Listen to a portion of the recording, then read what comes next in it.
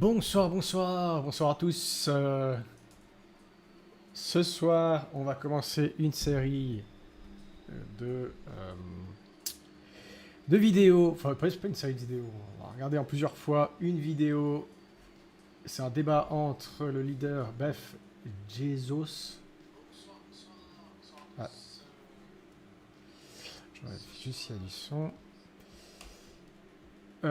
Entre le leader, celui qui serait à l'initiative de ce qu'on veut étudier, c'est-à-dire l'IAC, effectif accélérationnisme, c'est-à-dire l'accélérationnisme effectif, et un doomer, un doomiste, donc quelqu'un qui pense que l'IA est un danger existentiel pour l'humanité, nommé Connor Lehigh, je sais pas, bref, on va avoir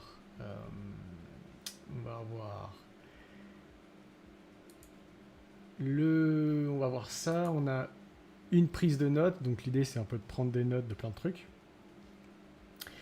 d'essayer d'un peu de voir un peu plus clair dans les divers mouvements de la Silicon Valley, et puis du coup de voir un peu si on peut essayer de voir les divers arguments et puis voir les liens que ça peut avoir avec d'autres, on pourrait dire, idéologies ou théories dans la Silicon Valley. Alors, on a Beth Jesus d'un côté, on a un article de Forbes qui nous dit, grosso modo,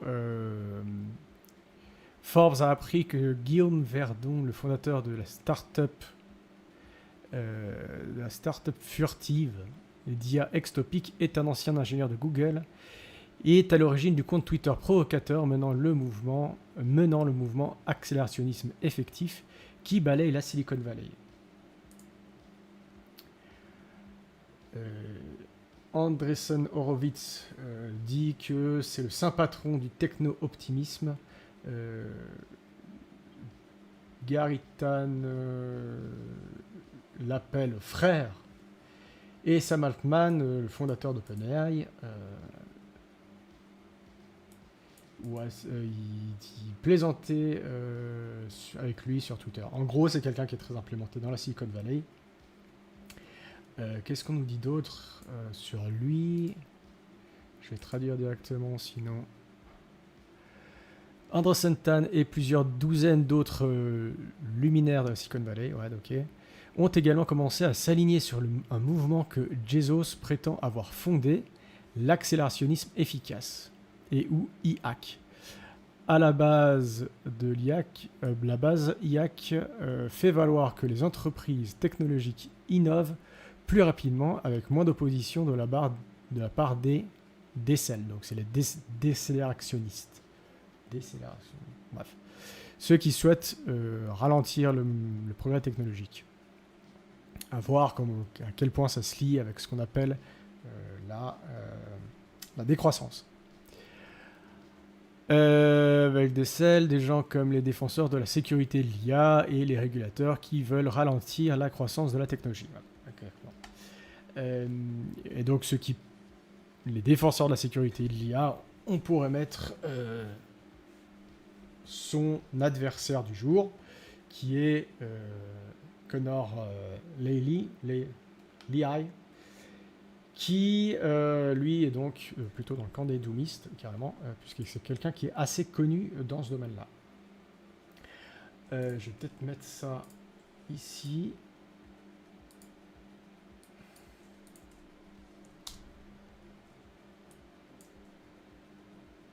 Comme ça, on s'en souvient, on a un peu un profil de sa part. On a ici le compte Twitter de Connor, donc qui est un hacker autoproclamé, CEO de Conjecture AI, ancien chef à AI et Later. Il ne sait pas comment sauver le monde. Donc on sait déjà de quel côté il se place. Mais il va essayer de le faire. Il va essayer de sauver le monde. Heureusement qu'il est là. Là, il y a une autre vidéo qui va être très intéressante à regarder ensuite. Enfin, ensuite, dans notre futur. Celle qu'on va commencer, dure 2h30. Donc, autant vous dire qu'on va y aller par tranche d'une demi-heure, 1 heure. Donc, ça va prendre un petit bout de temps. Mais ça serait sympa de regarder celle-là ensuite. Où c'est un débat à Cambridge. Des sortes de débats qui sont assez connus. Là, le débat, c'est est-ce que l'IA est un danger existentiel pour l'humanité. Et donc, ça serait une bonne occasion de voir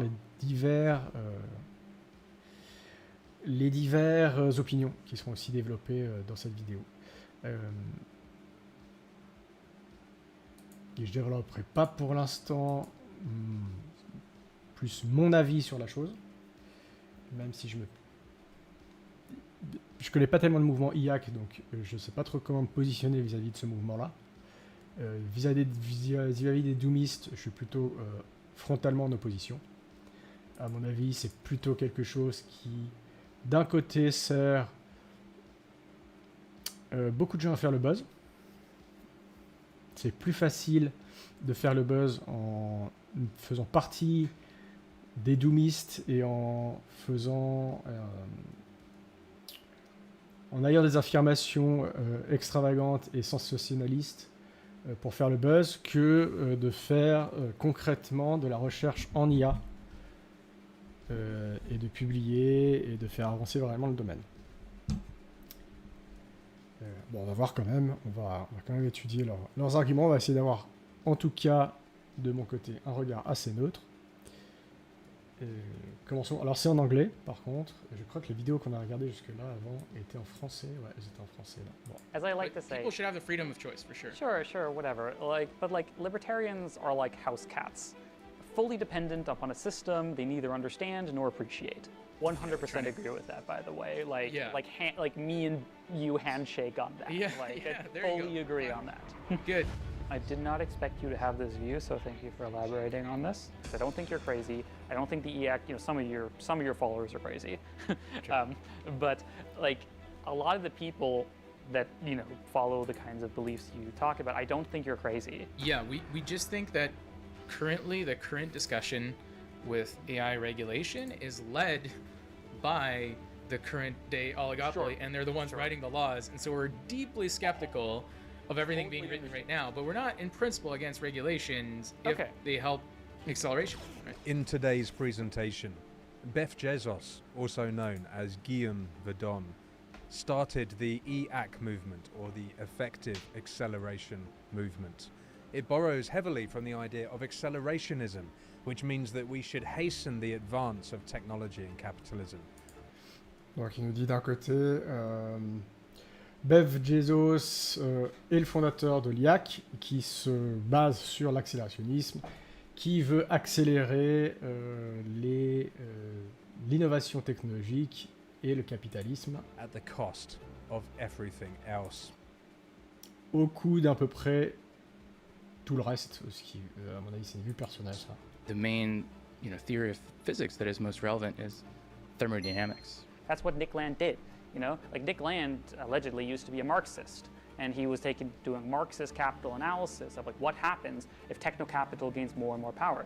And his conclusion was eventually there is only capital. There's no labor, there's only capital, there's no people, there's no happiness, there's only competition, there is only capital. Capital itself becomes sentient. And this is before AI was a big topic. It's like the 90s. Donc, je ne connais pas celui à qui il fait des références, mais l'idée de l'auteur auquel il référence, qui est un auteur positionné comme marxiste, l'idée c'est qu'il n'y ait plus de travailleurs et de travail au bout d'un moment, mais uniquement et que du capital qui deviendrait sentient.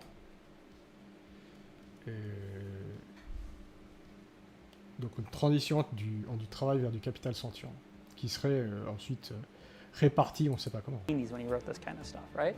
And he's the only goddamn person in all of accelerationists who actually bites the bullet and actually goes all the way.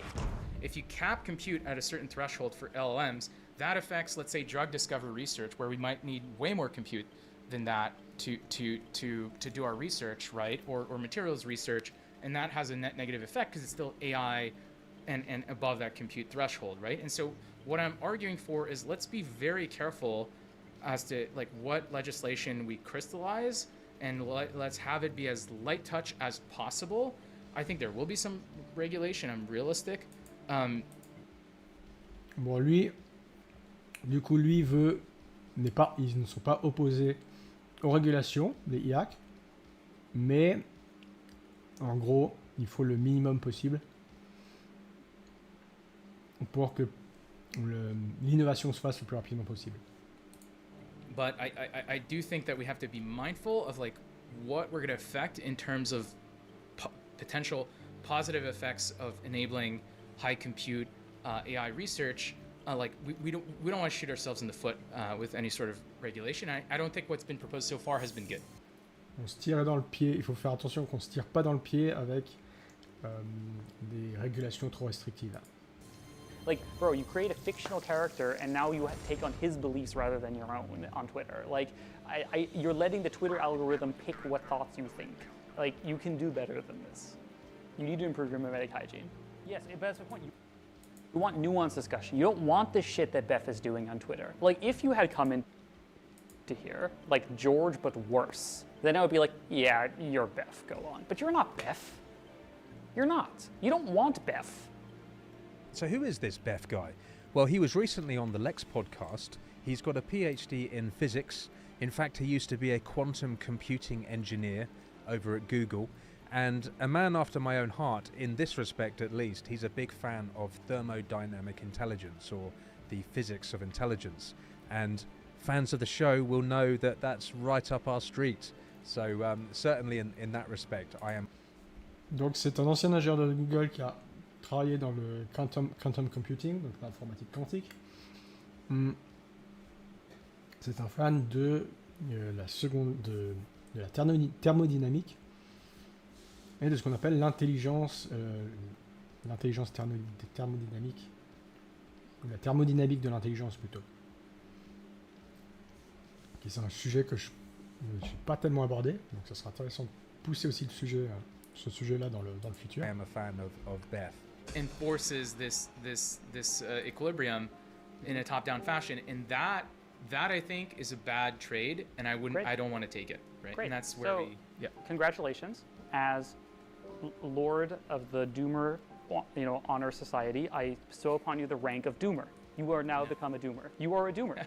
You are a Doomer because you believe that we are basically fucked. we agree that if monopoly then inducing or achieving regulatory capture is bad. And that's also what we're fighting in the present moment, we feel like is happening, and that the AI safety... Donc, combattre la regulatory capture, comment pour appeler ça, la capture par les régulations. C'est un peu ce qui est en train de se passer, c'est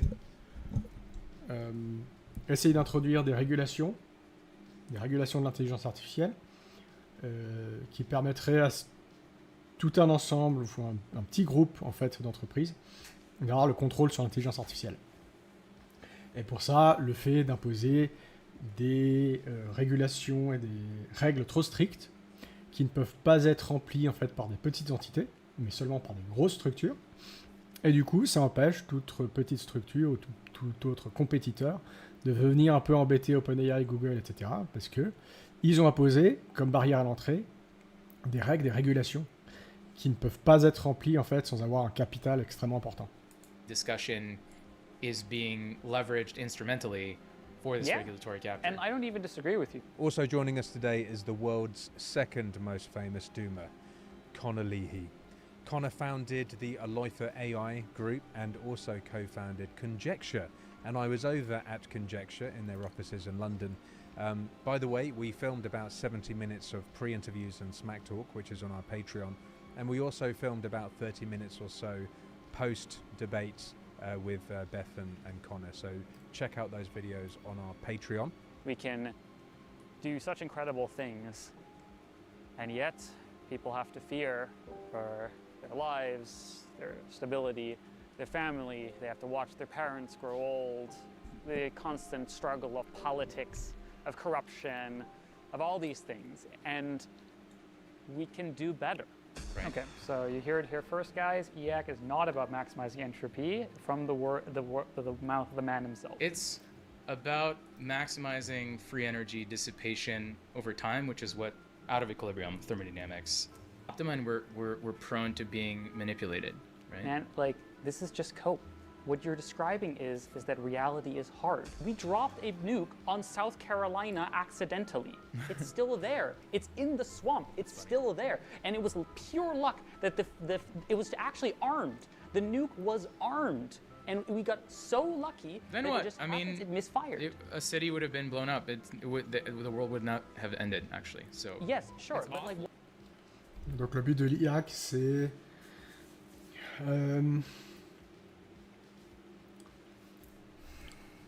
en gros de combattre l'entropie, si je comprends bien, si je résume bien.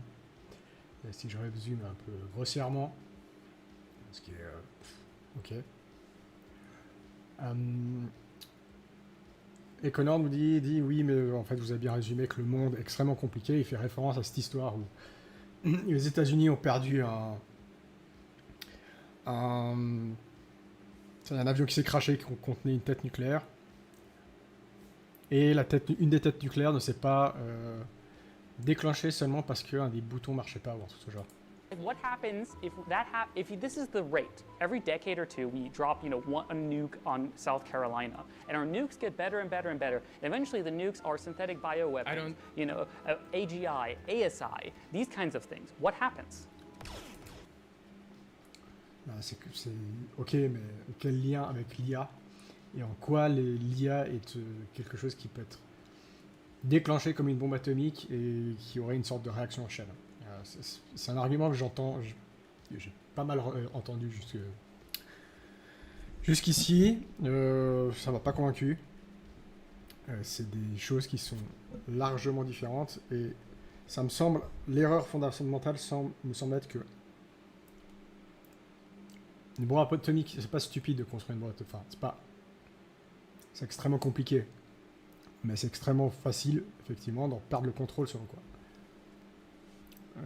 L'IA, j'imagine, il y a un truc qui, moi, il faut inverser la chose. C'est que c'est les choses qui sont stupides, les systèmes qui sont stupides, qui sont dangereux. Les systèmes intelligents sont plus faciles à contrôler. Parce que justement, c'est plus facile de leur spécifier ce qu'il faut faire. Donc ça me semble être le contraire d'une bombe atomique. Ça me semble être beaucoup plus safe qu'une bombe atomique par définition. So, I mean, even bioweapons, there was a leak of a bioweapon. We didn't all die. We probably all got COVID once Again, or twice. yes, sure. The world has never ended in the past. This is true until it's not. Like, this isn't an argument. What do you think we should do? What should we do? Yes. Well, I try to enact my values, right? I mean, I work. What are your values? I'm trying to figure out what your values are. It's what we're trying to find out. I'm trying to scale civilization, right? I like, so personally, my life's mission. Again, I'm asking you for the whole world, whether or not the Chinese already have it or not, would releasing all of our secret, engineering documents of all... But an FC-16 is a force for destruction. It's not a force for positive economic utility. You're drawing these comparisons all day. I'm not trying to make a comparison. This is not a metaphor. You are, but you're just lost in analogies. Let's talk about AI directly, right? You're just trying to answer the question. J'aime pas la façon dont Connor mène le débat. C'est-à-dire d'essayer de systématiquement le mettre en accusation, de le couper, de partir dans tous les sens pour essayer de le perdre et qu'il se perde dans ses réflexions. À mon avis, c'est pas une approche qui est très intellectuellement honnête. Mais bon, bref. Il cherche ses valeurs, donc j'ai mis comme argument AI et les nukes. So if you follow in the will of God, he shall reward the faithful. Yeah. That's your ideology? I mean, physics is my god to some extent. I'm not trying to actually replace humans. I'm working on like physics-based intelligence, like trying to understand chemistry, materials, Great stuff. fusion, nuclear fusion, carbon capture. There you go. Respect. Like, respect. I mean, you're wrong and you're going to make everything worse, but respect. You tried. Fair enough. Like, you will say the same thing about me, obviously. And, like, I think we both agree, though, that we want people to have more agency and step up. Like, there are no adults in the room Yes. coming to save us, right? I Exactly. think for me, that realization in my mid-20s was when I was the adult in the room. Like, this is the thing you need to understand. A lot of people are actually evil. And if you make an ideology that justifies evil, they will use it. You can make ideologies that do not justify evil or justify it less. Like, I don't know how to say this in a polite way, but Beth is evil. Like, Geem isn't evil. Beth is evil. Like, Beth is an evil character, and I think you wrote him intentionally to be evil. Yeah, so we're pleased to have the Society Library map out the debate today, create a chart of all the arguments that are made. It's a great nonprofit made to chart out arguments in full detail. And so there's going to be a recap you'll be able to access in the link in the description. Okay, well, in which case we should kick off the debate. So this is the amazing moment that we've all been waiting for. And if you don't mind, Beth, I'm going to ask Connor just to kick off with his opening statement. Dans son podcast. Yeah, I mean, the first... Et... Ah, c'est cool, ils ont toute une... tout un mapping du débat. Ils ont les positions. Ah, c'est super, on pourra l'utiliser, ça. Donc, est-ce que... Comment on pourrait traduire ça? Est-ce que la plus grande aptitude à la croissance d'un système implique une valeur au sein du système? Donc, c'est les points sur lesquels ils sont d'accord ou ils sont pas d'accord. On a toute une suite de questions du débat. Ah, c'est vraiment excellent, ça. Tiens, on va le prendre aussi. On va le prendre aussi. On va le mettre en lien. On va mettre aussi le lien de la vidéo.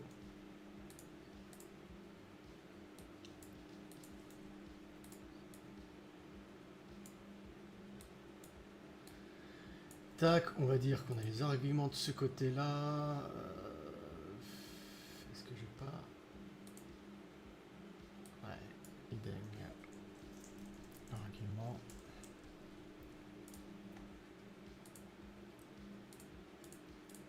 The first thing I want to say is, really glad to talk to you, man. It's not through the anonymous veil where, things can get a bit feisty at times. Sure. So, big respect. Really glad to talk to you and so on. We disagree on some things, but, let's talk them out. Let's see where things go. And if we end up disagreeing, that's okay too. So I just really appreciate it. Just really want to get that, I just want to have that said. I think this is going to be really fun. Like, as much as I disagree with you on many things, I do like a lot of your style. I like a lot of your aesthetic, a lot of good humor and so on. So really appreciate that. And I think it'll be really good. But I guess the thing, that would, for me, be the most interesting, at least, that I'm most interested in to start with, kind of, is I'm not too interested in going too deep into talking about abstract stuff right away or so on. And one of the things that's something difficult with me when talking with you in the past, or reading your content in the past, is that I feel like there's sometimes a bit of a bait and switch, where sometimes, you or someone in your movement would say something which I would find rather crazy or extreme, and then when I try to engage with it, it said, oh no, we're joking, it's not meant literally, it's just a metaphor, or it's just a vibe. So I'd be interested if we could maybe start off this discussion. So I'm coming from, more of a safetyist perspective, more technology is both good and bad, it's neutral, it can go well, it can go bad, depending on how we deal with it. And so from this perspective, I'm really interested to kind of hear from you, do you think can you imagine any technology that you think should be banned? Any technology to be banned, in its entirety, or certain in its entirety, subvariants of it? Just entirety, where you think the world would be better if we made sure no one had this technology. Has any technology ever been successfully banned? Ever? That's a different question. I'm not saying whether it's enforceable. I'm asking whether, like, if it could be. Like, would you find this? I just don't think it's enforceable, right? Like, that's fair, but if you could enforce it, would you think that there would be such things? We use all these abstract theories in EAC. Really, I'm just a, high dimensional optimization scientist. I worked in quantum machine learning, now doing thermodynamic AI, and that's sort of the technical lens I view everything. And to me, finding technologies that have positive utility to everyone is a sort of search process. And if you don't know when, like, a technology that could mostly yield negative reward, for example, nuclear fission is, a few edit distance away from a technology that could yield massive positive reward, like nuclear energy or nuclear fusion. And so that's sort of the general mindset of EAC, is that, there's a lot of closing doors entirely. There's a lot of potential upside we don't even know we might be leaving on the table, and we got to be really mindful of that. And it's supposed to be a sort of balancing force to the natural human tendency to sort of fear the unknown. Or if we have a sort of first order model of, hey, here's a potential negative effect of a certain technology, maybe we should close that door, shut it down. Going back to the nuclear analogy, right? Like, I do think their sort of the mindset sort of yielded a pretty net negative outcome. I think we'd be far better off if we had far less regulation and we had far less fear mongering towards nuclear fission. I think we'd be in a. Bon, alors lui, une bonne technologie peut très bien être, si on met ça sur un plan imaginaire, sur une dimension imaginaire, peut très bien être juste à côté d'une technologie qui est bénéfique pour l'humanité et une qui est très négative peut être juste à côté. Donc si on en découvre une, on peut très bien aussi en découvrir une autre. On peut essayer de développer une bonne technologie, en trouver une qui a des implications extrêmement néfastes, ou l'inverse. Much more prosperous society. And so I would say, define ban, like who enforces it, right? Is it a peer-to-peer thing between countries, or is it a top-down? And I'd love to like dive into like enforcement of rules. I think, to me, like, yes, some technologies can have negative impact, but in general, the thesis is that the market and civilization tends to sort of amplify or provide more resources towards developing technologies that have net positive utility or positive effects towards growth of either. D'un vue très positif du développement technologique, la société de manière générale pousse au développement de technologies qui auraient des conséquences positives pour l'humanité. An individual company, nation, or all of civilization, and that sort of probabilistic safety or sort of natural selection in space of technologies on the short term can yield sort of negative fluctuations, but in long term post-selects for things that have positive utility towards growth, right? And it's a much more nuanced way than like directly legislating technologies to steer the technological landscape manually in a certain direction.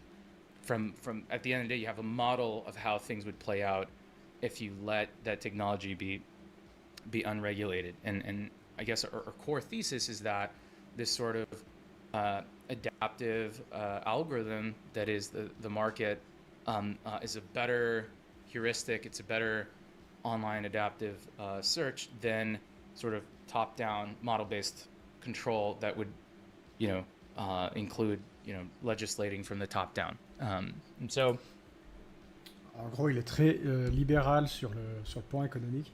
Il pense que l'algorithme d'optimisation adaptative qu'est le marché économique est plus efficace que le fait d'avoir une approche top-down qui, comme ça, à partir de régulateurs qui imposeraient des régulations. Alors, je ne sais pas s'il parle du point de vue économique, c'est-à-dire que c'est plus efficace pour développer des technologies, pour avoir une innovation efficace, ou s'il parle aussi du point de vue éthique. But yeah, happy to expand upon that if you want me to dig in, but happy to dig into anything. Yeah. Yeah, thanks for the elaboration. Good to hear from you precisely. But I want to go in, I would actually like to put a pin on the enforcement for just a second here. And I think a lot of your models are sensible, like thinking about how the market isn't much better than a lot of top-down control in many ways. I definitely agree with that in many circumstances. I don't want to dismiss this argument by any sense. But I feel like you still haven't answered my question. My question wasn't, should all technology be banned or should this? I'm asking, can you imagine there being a technology that should be banned? Like, is it an acceptable thing in your ontology, or do you think this this cannot even exist? Est-ce qu'il y a une technologie qui devrait... Sa question, c'est est-ce qu'il y a une technologie selon qui devrait être bannie? Alors, bannie complètement, bannie pour certaines personnes. La question n'est pas tellement nette non plus. Mais... I think there are technologies that we can ban, like if there are Banni seulement du point de vue technologique ou aussi du point de vue de la recherche? pure net negative play and the legislation is very sharp and pointed towards the usage of it, let's say as a net negative impact towards the world, yes, but like how is that enforced, right? It depends on so Yeah. much, right? Absolutely. And Right. how is the law written? And I do think, like, overall, like I see legislation as sort of hyperparameter settings for certain, let's say, countries or subsystems of the whole system, and it's a sort of somewhat discrete architecture search process that we're doing. But overall, the thesis is that you can have countries that will maybe over legislate, some that will under legislate, but eventually, if we had a nice and malleable legal system, or if governments were very dynamic with their legislation, including sunsetting clauses and updating regulation in sensible fashion, we would have a very healthy adaptive algorithm to converge on what is the optimal legislation to have sort of sustainable, fault-tolerant growth. But I don't think that's the system we have today. And I guess what we're seeing is a sort of second law of bureaucratic complexity these days, where legislations are added in bureaucratic.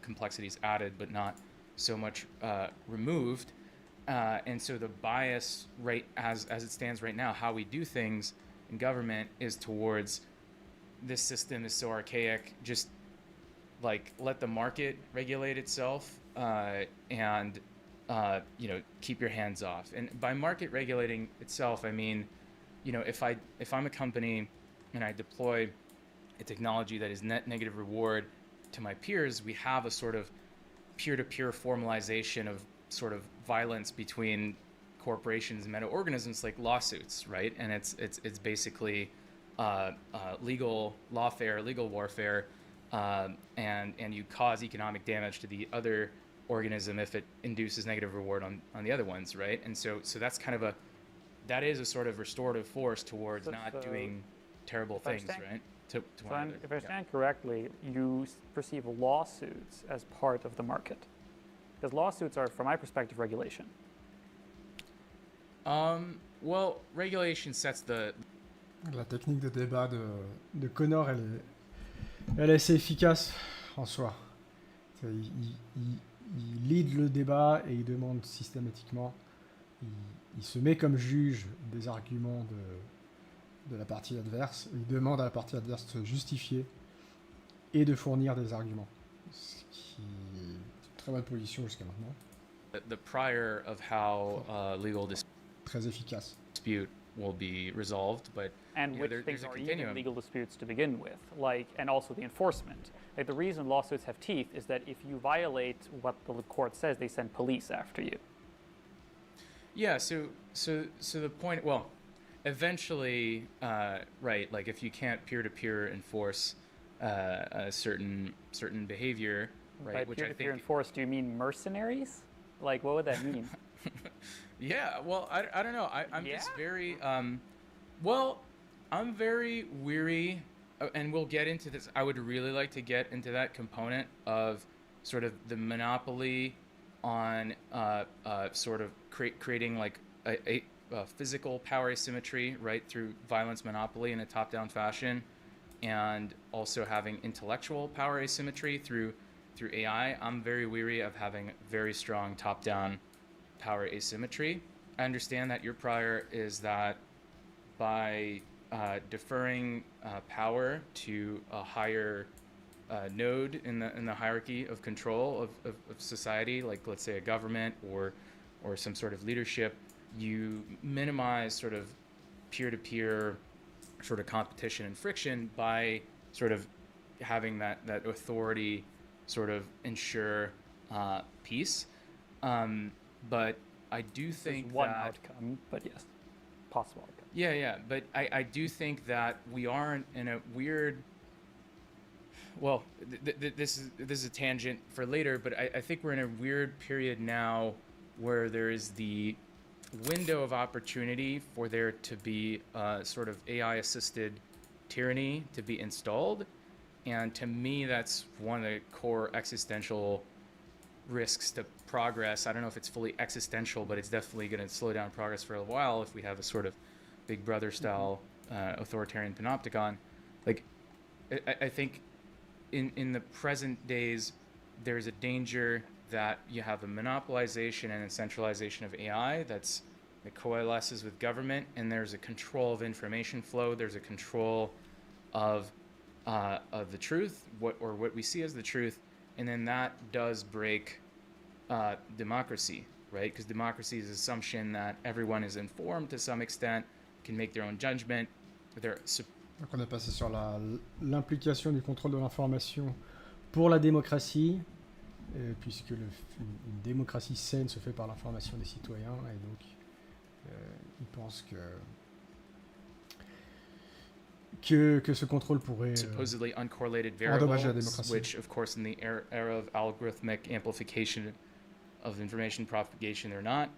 Let's say they're uncorrelated variables, and you take a sort of average vote, then you have a good sort of decision mechanism. I think with sort of algorithmic manipulation, especially with AI, I think we're going to have a lot of trouble with that, and so I'm also concerned that there will be attempts to feign sort of democratic vote towards AI safety and giving sort of a monopoly on this artificial intellectual power to the centralized organizations. This sort of democratic vote will be manufactured consent, and then once the power is centralized, those entities won't want to give it back to the people, and they'll have an ability to maintain that power gradient because intelligence allows you to extract more utility or filter or engineer information, and information is power, so AI is power, and so there's going to be a sort of gravitational effect of power and AI capabilities that tends to centralize AI capabilities and power overall, and EAC is a sort of bottom-up sort of counterforce to this natural tendency towards centralization and top-down control, and so we're trying to push the Overton window and the discussions toward an extreme of the hyperparameters regime, but frankly, with knowledge that if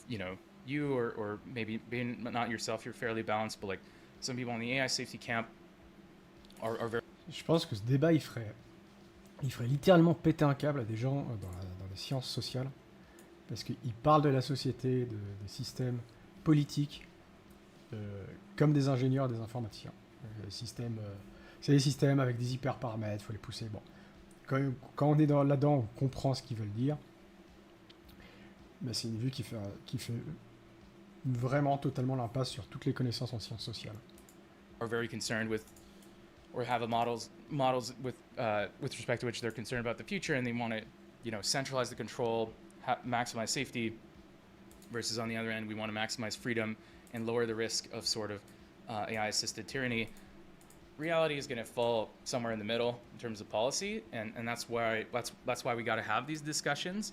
But for us, we just really want people to factor in that historically, giving a monopoly on violence or giving a monopoly on power to centralized entities, that eventually every subsystem in our civilization serves its own interests, including government, that can yield really bad outcomes. And we have a better data-driven prior of this happening than, let's say, some sort of artificial superintelligence taking over, which TBD if that can exist, what that looks like.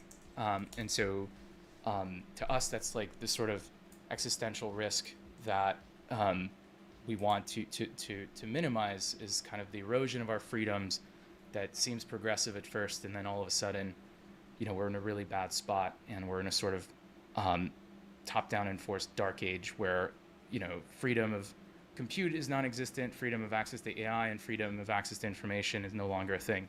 And so this tangent kind of evolved into a whole discussion, but yeah, please. Donc, lui, il voit plutôt ça comme il essaie d'éviter un monde où la liberté d'avoir accès à de la puissance de calcul, accès à l'intelligence artificielle, serait... cette liberté aurait disparu. Parce qu'il pense que, au contraire, l'IA pourrait permettre d'être une force contre la centralisation. Ce qui est un argument ou une affirmation assez qui demande certaines preuves en tout cas. Please feel free to jump in whenever you feel like we could keep this organic.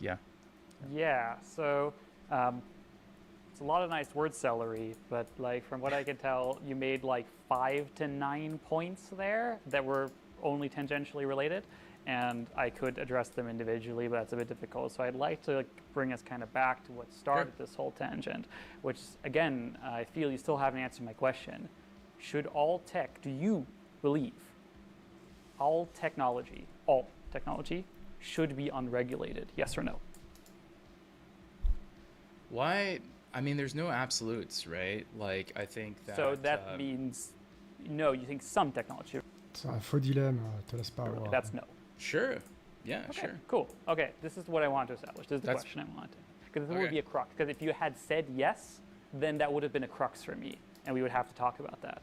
But if you say some technology in some sort, cool. Then we can have an object level discussion. That's great. Now we can have an object level discussion about what technology should be regulated, in what circumstances, what enforcement mechanisms, where do we disagree about how the future goes. Did that make sense? So this is kind of how I would like to have this discussion, because you obviously have a lot of ideas in your head, you have a lot of good models that I'd be interested in hearing about as well, maybe pushing back in some of mine as well. I think some of the things you say are definitely true. I definitely agree that nuclear regulation turned out to ultimately be mostly net negative to a large degree. Not entirely. I think nuclear weapons regulation is really great. I think it should be even stricter, personally.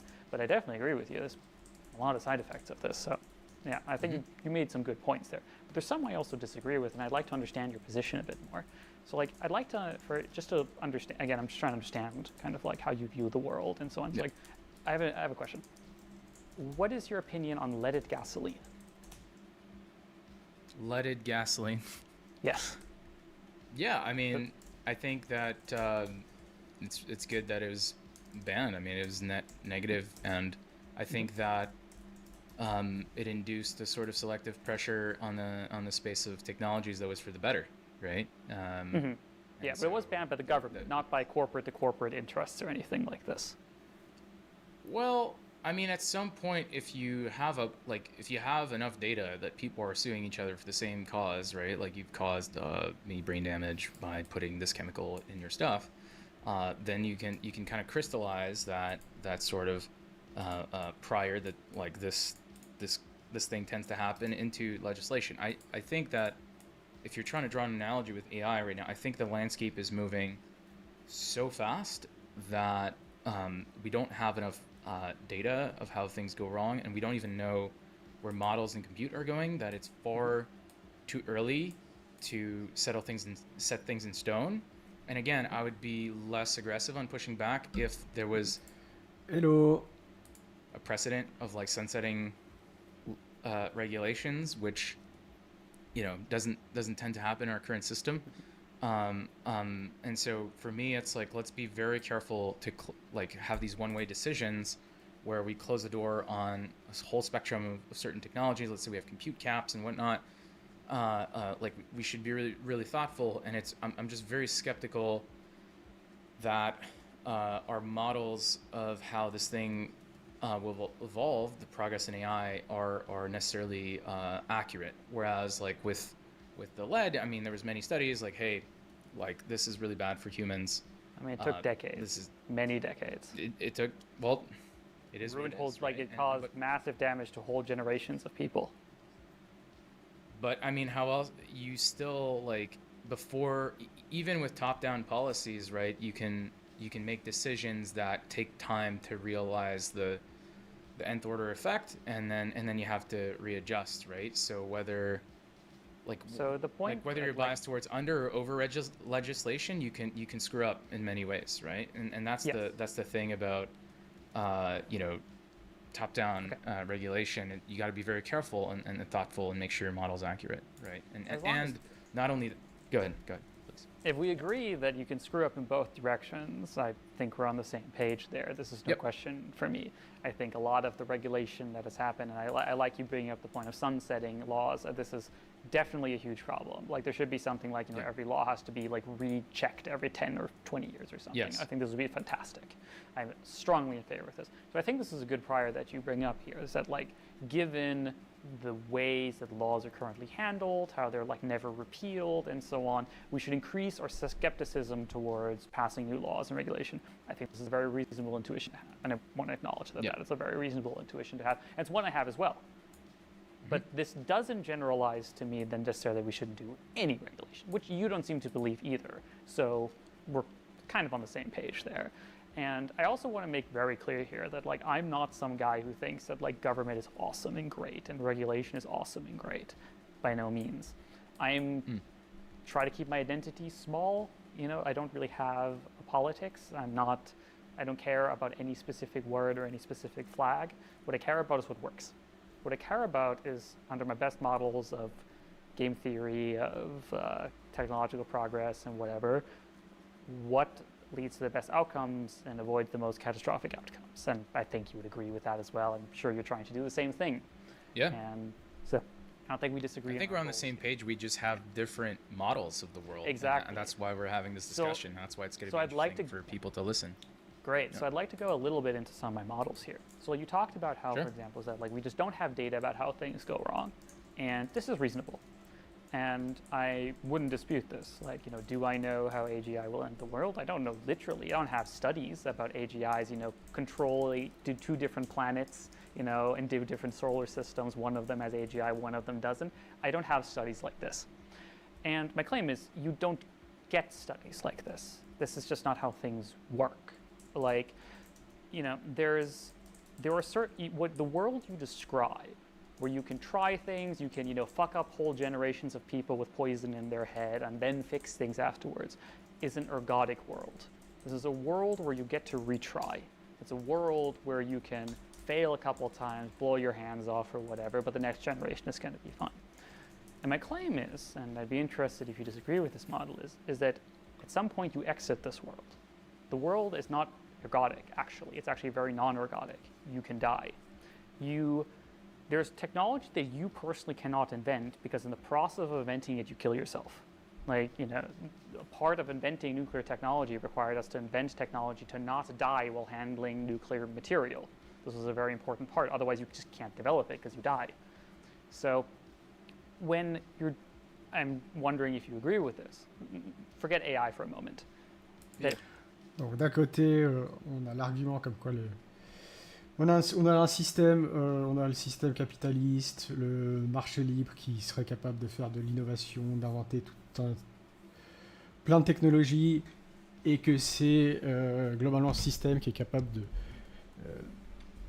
de mener à des technologies qui sont bénéfiques. Et la réponse de Connor, qui est assez intéressante, qui dit oui, mais des technologies, rien que le fait, c'est un monde où en fait on peut essayer tant qu'on veut, que lorsqu'on fait une erreur, on peut revenir en arrière, mais est-ce qu'il n'y a pas des technologies, rien que le fait de les inventer mène à des causes catastrophiques. Donc en fait, on ne peut pas se permettre, ne serait-ce que de les inventer. That at some point, not saying it's AI, just at some point, we will develop technology that is so powerful that if you fuck it up, it blows up everybody. Do you agree with this?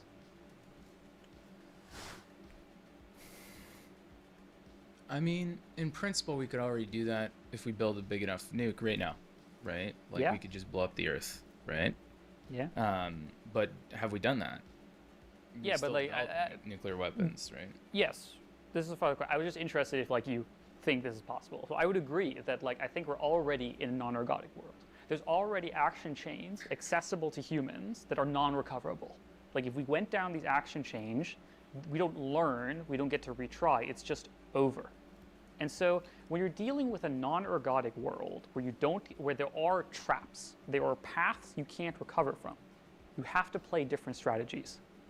You Well- can't just try all the paths. If you just try all the paths, in the limit, you die. Yeah. So there are paths, you know, where the reward function is like negative infinity. It's, you know, full existential destruction. So at this stage, for example, what would be a state of the world? It's like building one nuclear bomb that has enough, you know, power to, like, I don't know, shatter the Earth. It's probably difficult to do right now with, I don't know all the details. I'm not a nuclear specialist, but in a sense, like, we know that, and we don't build that technology because it doesn't have utility to us, because we're only interested in our relative positioning with one another, because we have this sort of fractal competition at all scales. So what people do is they make smaller nukes that, you know, could damage their enemy but not destroy themselves in the process, even though, you know, there's the game theoretic equilibrium of mutually assured destruction. To be fair, I do think at least from the models I've seen of nuclear war, I think like 10 or 20% of human population survives, and on a long time scale we would probably recover. So it's not actually fully existential risk yet. But again, if we had a nuclear bomb above a certain threshold that was just sitting there, you know, with a big red button, that would be bad. So, but Okay. yeah, Cool. if we're gonna try to draw an analogy to AI, I think we're still very far from that. Yeah, this is. and I'm I not don't- trying to make the analogy Yeah. yet. We'll get there. Yeah, I'm not well- making it yet. It's cooking. All right. So now imagine, you know, let's say I, you know, drink a bunch of leaded gasoline and decide this whole AI safety thing is stupid. I'm gonna go join my friend Guillaume and his startup and let's build some quantum hardware, right? I'm like, let's go. Not quantum. So, yeah, sure.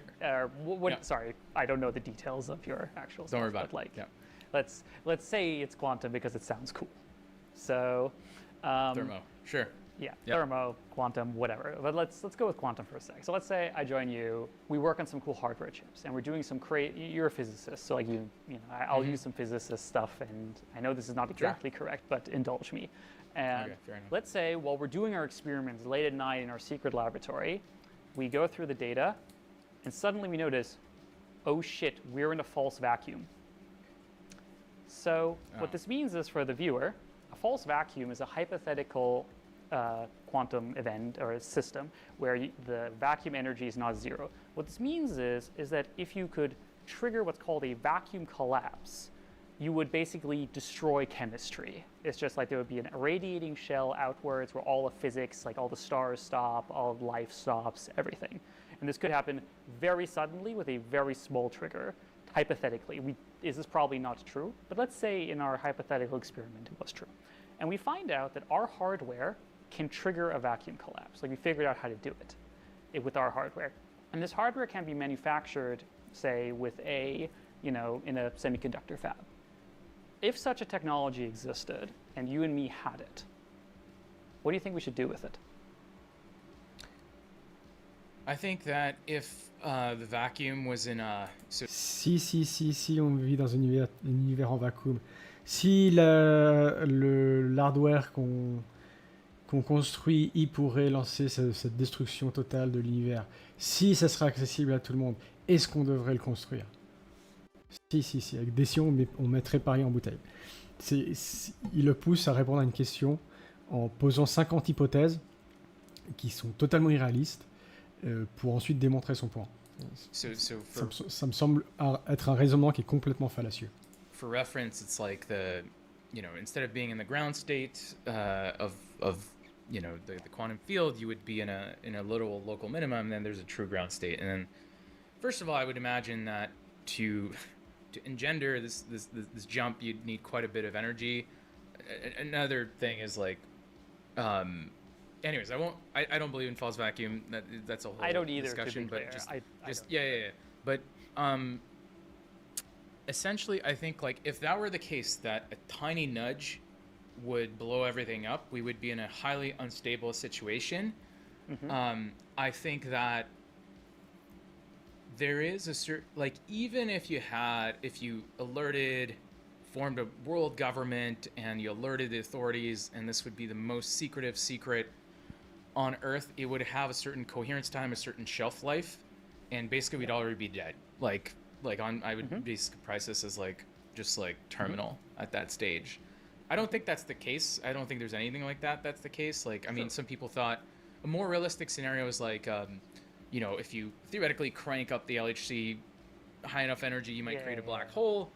But if usually black holes that are tiny, they radiate away through Hawking radiation. But assuming you could have created a black hole that starts consuming everything, it would have been problematic. Anyways, we can have a whole technical discussion why that's not the case. So, but yeah. Yeah. Sure. The only reason I bring this up is just kind of maybe also get you in a bit of the mindset of if you did believe that, if you did see this happening, you would reasonably come to the conclusion I think you came to. We're wow, we're really fucked. We're really fucked. Not even government can save us. This is a really bad situation to be in. I still so here's the thing, right? If there's a piece of physics or technology that we don't understand and is dangerous, we still need to study it in order to control it and make sure. For example, I don't know, we're in completely hypothetical land here, but let's say there was a way to create this local instability, there's a way to contain that or correct it. Usually if you can control a state to go from A to B, sometimes you could go from B to A. There's all sorts of my point is I think we should still we should study that's why we're studying physics, right? We got to know, for example, I think past 20-30 years, we were looking for, are there extra folded dimensions that could just freaking unfold right now? Yep. Or and when we had to test that, right? Really it's there's kind of the unknown where our instruments and our life lives in a certain band of energies, and anything beyond that we don't know. And in a sense we kind of have a responsibility for our own survival to try to explore that, and I guess explore those areas of the unknown that we don't have perception. Here I think we're talking, instead of regimes of energy, we're talking about regimes of intelligence. What does intelligence look like beyond a certain threshold, right? And we don't know, right? We don't know at the current time. And that's why we're exploring, and that's why we have folks like OpenAI, Anthropic, yourself, etc., right? Yeah. So. Yeah. You're already jumping ahead in the analogy, but so there might be dark voids and dark horrors in the physics. I think you agree. We might be in a false vacuum, or there might be some other thing out there. So not likely, maybe not false vacuum specifically, but it's imaginable that there are horrors. So here's okay. So I mean, you're leading this conversation. Here's a similar sort of question for you. Mm-hmm. What if there were very advanced aliens that have very advanced technology that are kind of scouting the Earth right now. You know, completely hypothetical scenario. Would you feel a sense of urgency towards accelerating our technological progress to ensure that we become formidable enough to sort of defend ourselves? I mean, there are analogies with AI. Some people compare it to an alien force invading us. And so don't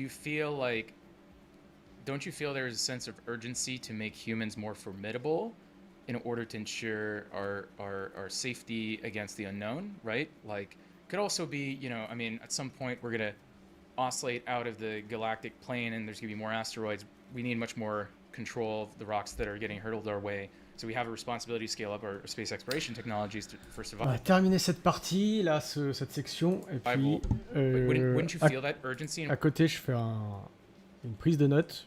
Déjà, de cette partie-là, on a un peu le résumé où je traduis un peu ça en français. Je mettrai ça aussi dans un Google Doc, peut-être, ou en tout cas dans un notebook. Et puis, comme ça, je vous donnerai accès, comme ça, vous pourrez en profiter, et vous pourrez éventuellement aussi donner votre avis. And wouldn't you be kind of more open-minded towards taking a bit more risks, aka like just venturing into the unknown to seek upside, because you know you could get disrupted otherwise, right? I think that's why you founded your company. You're trying to make humans more formidable by solving alignment. I think that's what some people solving alignment are trying to do, right? They're trying to augment humans to make them, you know, more formidable, which I'm totally for, right? That's like, I think we should seek that path. But I think that, well, we're getting into AI now, but to me, I think all paths will be like explored. I think there's going to be sort of aligned AIs that are extensions to humans. There's going to be like totally independent AIs, and then there's going to be like full Luddites that don't want any technology, and you're going to have all three, and you know, all bets are off at that point, right? So yeah, and I mean, I definitely don't disagree with you. Ok, on continuera la prochaine fois. Donc prochaine fois, dimanche prochain, 21h. Donc comme je vous ai dit, je prends des notes à chaque fois. Je vais un peu organiser ça en attendant d'ici la prochaine fois. Et je vais aussi créer un Google Drive, un notebook pour pouvoir mettre ça sur forme un peu plus linéaire. Et puis comme ça, je vous donnerai accès. Vous pourrez éventuellement rajouter des commentaires pour qu'on puisse un peu explorer ces diverses idéologies, essayer de comprendre leurs axiomes et essayer de voir vraiment quelles sont la différence, essayer de faire une taxonomie des différentes idéologies qui tournent autour de la Silicon Valley actuellement et autour de l'intelligence artificielle. Et donc, il nous reste encore bien plus de 2 heures. Donc, on en a en tout cas pour les 2 ou 3 prochains lives. Donc, tous les dimanches à 21h. Moi, en attendant, je vous dis à la prochaine, à dimanche prochain. Et puis, je vous prépare d'ici une demi-heure les